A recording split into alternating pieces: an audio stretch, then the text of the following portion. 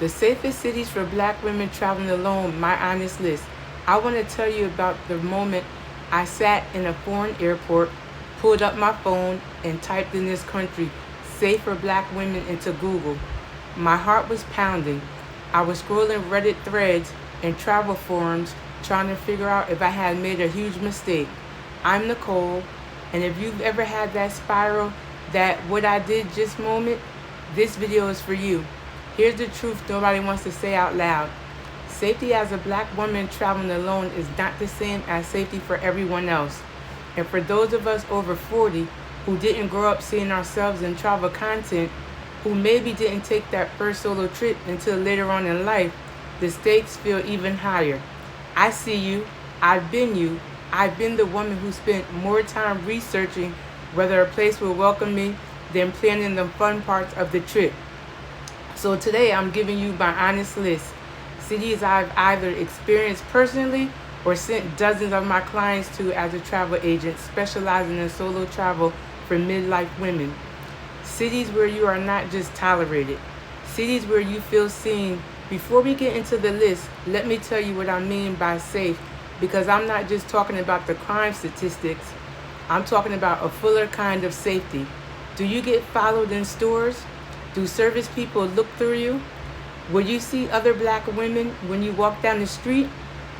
For midlife women especially, you spent your whole life navigating spaces that weren't designed for you. You deserve a vacation where you don't have to do just that work.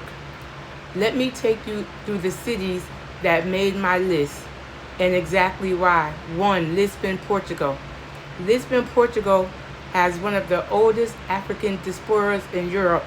Fado music, that haunting, soulful sound you hear on every corner, is literally born from the intersection of Portuguese and African culture. You will hear it. You will feel it in your chest. I've had clients in their 50s and 60s walk the streets of Valfalma at 10 p.m. and feel completely at ease. It's affordable compared to other Western European cities. The food is extraordinary and the people are genuinely warm. Lisbon is my #1 pick for first-time black solo female travelers who want Europe. City number 2, Cartagena, Colombia. Cartagena, Colombia, I know some of you just tensed up. Colombia, I hear you. Let me be brutally honest with you. The Colombia of 30 years ago is not the Colombia of today. Cartagena is a city with deep, vibrant Afro-Colombian culture. The palaqueras, the women selling fruit in colorful dresses, they are you. The culture is yours. The food has African roots. The music will move your soul. My clients who are nervous solo travelers, Cartagena is often the trip that breaks them open because they arrive and realize this was always yours. City number 3, Accra, Ghana. No explanation, but I give it to you anyway. Accra, Ghana, the year of return in 2019 changed something. Thousands of black women went to Ghana and many of them didn't want to come home. I'm talking about women who had never felt at home anywhere else, who suddenly stood in a country where everyone looks just like them, where they were called sister, where they were welcomed back. I know that's heavy. It is heavy.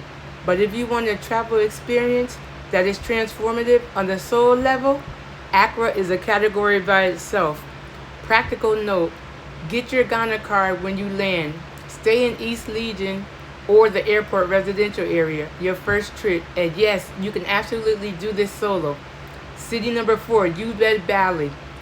Ubud, Bali, and I want to be specific because Bali is big and not have all made this list. Ubud has a culture of genuine curiosity and warmth. The Balinese people are deeply spiritual, community-centered, and welcoming in a way that feels almost healing. She told me she cried every single day, but in a good way, because for the first time in her adult life, nobody needed anything from her. She rediscovered who she was before life got heavy. That's what Ubud does. It gives you yourself back. Safety note, one of the lowest crime destinations on this list. Solo women walk at night without issue. Is city number 5, Bangkok, Thailand. Thailand for the women who want everything. Art, food, culture, nightlife, history, and want it efficiently. I'll be honest, you will get started in Thailand, not aggressively, with genuine curiosity, but different in Bangkok does not equal unsafe. Stay near the Sukhumvit area your first trip. The BTS SkyTrain becomes your best friend. Street food is safe and extraordinary, and the temples, you will want to cry. Budget friendly, food rich, and one of the best public transit systems in Asia. Bangkok makes solo travel easy. Number 6, Spain, my sixth pick. Seville, Spain, that surprised me the most in Europe. Spain has a complicated racial history, and I won't pretend otherwise, but Seville in southern Andalusia has one of the warmest cultures in Europe, rooted in Moorish history, flamenco, and a deep appreciation for people who show up to experience their city fully. My clients who go to Seville in their 50s and 60s call it one of the most romantic trips, solo or not. The tapas culture means you're always near people, always in community. Go in April or May. The city is covered in orange blossom. You'll never want to leave. The 3-question framework. Now, I want to give you something even more powerful than a list. Before you book any destination, ask yourself 3 questions. 1. Is there a visible Black diaspora or African descendant community here? Not tourists, community. That tells you there's a history of Black people building lives there, not just passing through. 2. What do other Black women say? Not travel agencies, not TripAdvisor. Black women on forums, on YouTube, on Reddit. Search Black women destination and read the stories. 3. Does this culture have a culture of warmth toward foreigners broadly? A country that welcomes outsiders generally is safer for you than the one with beautiful tourist infrastructure but underlying hostility to difference. Run any destination through these 3 questions. They won't fail you. Here's what I want you to sit with. You have spent your entire life navigating spaces that weren't designed with you in mind. At work, in travel content full of 20-something backpackers that looks nothing like your life. The version of you who books that trip to Lisbon or Cartagena or Accra, she is not reckless. She is not naive. She is done waiting for permission.